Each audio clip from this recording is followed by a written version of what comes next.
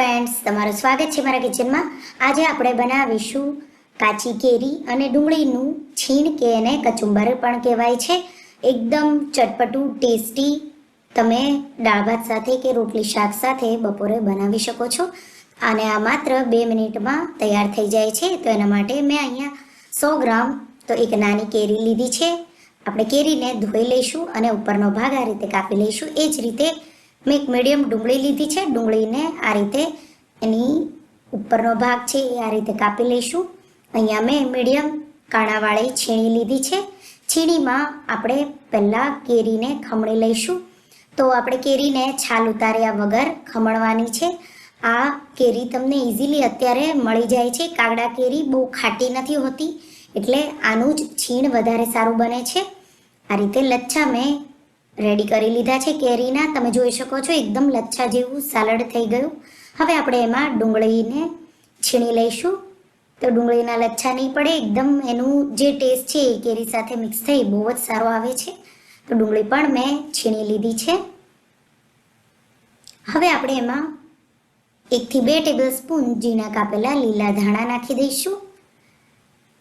1 થી 1.5 ટીસ્પૂન જેટલું ધાણા જીરું પાવડર, 1/2 ટીસ્પૂન મીઠું કે પછી તમારે સ્વાદ પ્રમાણે મીઠું ઉમેરી દેવાનું.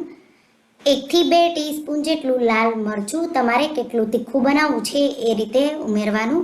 થોડું તીખું રાખશો તો ખાવામાં બહુ જ સારું લાગશે. તો મેં લગભગ 1/2 ટીસ્પૂન જેટલું મરચું ઉમેર્યું છે. મિક્સ કરી દઈશું.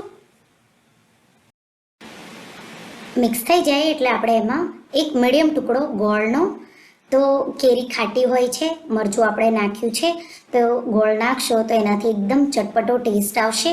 ગોળ તમે વધારે ઓછો કરી શકો છો. થોડા ટેસ્ટ માટે નાખવું હોય તો થોડો નાખવાનો, પણ જો તમને એકદમ ટેસ્ટી ભાવતું હોય તો આ રીતે એક મીડિયમ ટુકડો લઈ એને તમારે નાખી દેવાનો અને આપણે મિક્સ કરી દઈશું.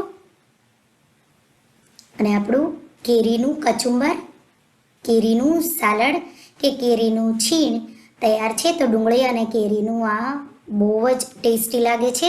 જો તમે ક્યારેય આ રીતે કેરીનું છીણ કે કેરીનું કચુંબર ન બનાવ્યું હોય તો એકવાર આ રીતે જરૂરથી ટ્રાય કરજો.